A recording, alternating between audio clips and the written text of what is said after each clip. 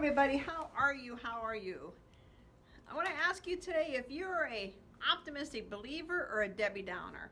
Now let me tell you what the difference is. And I know you're all like, oh, we all know what Debbie Downers are.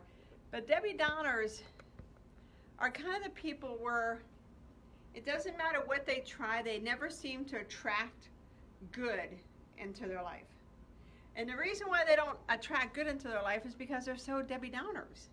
You know, I knew somebody that was trying to win this big prize, and she was doing everything she could to win the prize, and it just kept being elusive, and she was more than qualified, she had everything, you know, ready to go, but she just couldn't do it. And it's because you're such a Debbie Downer that the universe is just like, forget it. And the same thing is if you're an optimistic believer, you believe, you absolutely know the good things are going to come your way.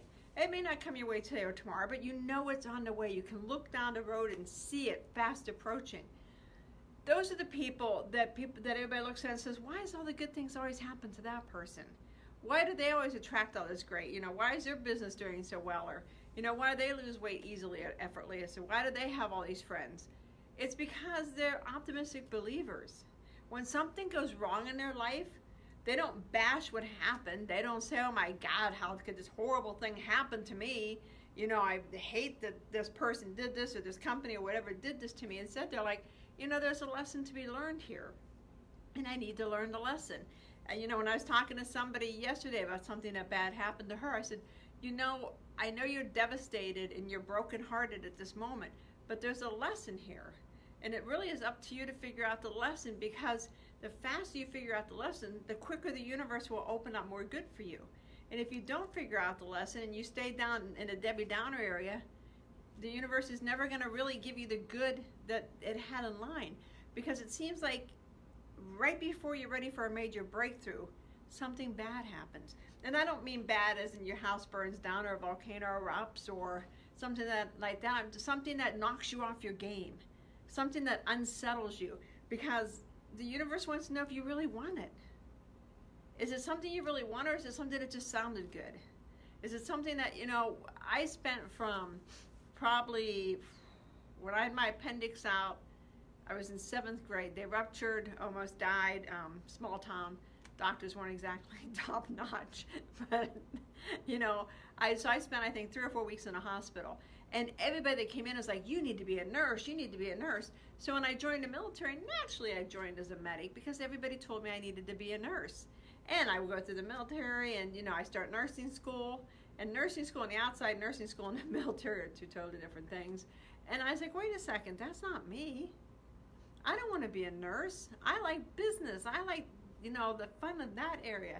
And that was the universe testing me, saying, you know, do you really want to be a nurse?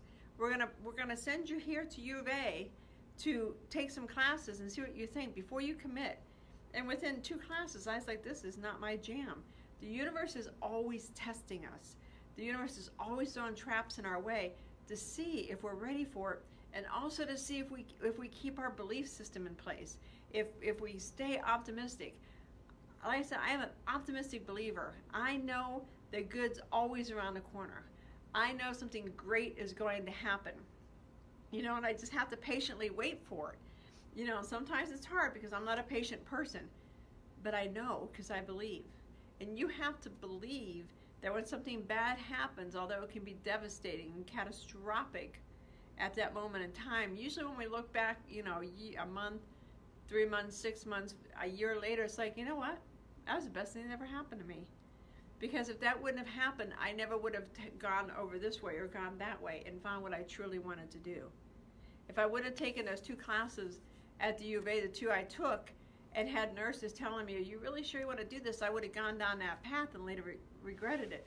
Instead of saying, well, you know, really what I like is the business side of nursing. Well, then go take business classes. So keep your eyes open. Be optimistic, be an optimistic believer, because the more you believe, the more good that comes your way. The more you're open to the universe and all the amazing things that you see out in the universe, and as soon as you can look out and say, well, wait a second, if that person can do that, I can do that. Why is that person different from me? If that person can have a great business and become a multimillionaire, so can I. Wait a second, if that person can be CEO of a company, I can too. figure out what you want to do, and then go after it. And just believe. It doesn't matter if nobody around you believes. It doesn't matter if nobody in your support system believes in you. Although it wouldn't be a very good support system, let's be fair. But I'd say nobody believes in you. As long as you believe in you. As long as you know that you're an optimistic believer, you are optimistic 90% of the time even. I mean, when I first started out, I was probably one of the most negative people you'd meet. My mom was the queen of negativity and passed it on to all the kids. And I had to teach myself to be optimistic. I had to teach myself to believe that there was good in the world, to believe that the universe wants people to have good. You know, and you read all these books, and I know a lot, you know, one of the most popular, although I just read this and found this fascinating, one of the most highly purchased books, I don't know how to say it, a book that has sold millions is A Course in Miracles. The book that has been read the least is A Course in Miracles. Isn't that a trip? People buy A Course in Miracles, and I'm not lying to you, the book's this thick. I have it on Kindle. It's this thick. Great lessons. It's probably one of the very beginning personal development books, so it's really good. It's kind of a hard read sometimes, so you really have to be patient with it. But I mean, there's Course for Miracle classes out there. Gabby Bernstein, Course for Miracles, Marianne Williamson, Course for Miracles. But all these people have bought the book, but they said it was the least read book that was out of all the books that are purchased. That's fascinating. That tells you that people want to change, but they don't want to put the work into it because they're not optimistic believers. They don't know that if they just put some work into it, the universe will reward you. The universe rewards you taking those steps forwards and believing and believing and believing. So don't be a Debbie Downer. Don't try to rain sadness and, you know, negativity on other people. If you're kind of having a negative day, stay home. You don't, you know, or it's okay to come in and share and say, well, I'm really sad because this bad thing happened to me and I don't know how to handle it, and I really just need somebody to listen to me right now because I'm devastated. And then when you're done, you're done. But to be, you know, a mopey mope for years, you're just holding your own good back. You're just holding yourself back from all the wonders of the universe. If you keep seeing problems and challenges with yourself, problems and challenges with the world around you, with your job, with your marriage, with your puppy dogs, with everything, that's all you're going to have is problems and challenges. But the day you wake up and say, you know what, I'm going to believe. No matter what happens today, I am going to believe in me and the universe. And you may hit a lot of bumps on the way because you're still reprogramming your mind. It takes 30 days to reprogram a habit. 30 days. So if you just start today saying every day when you get up, I'm an optimistic believer and I'm going to believe in the good of the universe. And when something bad happens, and it's going to happen because the universe will test you, you just say, I'm an optimistic believer. I believe in the good of the universe. Let me know how you are in 30 days from now, which would be May, I really should have my glasses on, May 8th or May 18th. I can't really tell. Has to be May 8th. So, thank you. So, Crystal, are you an optimistic believer or Debbie Downer?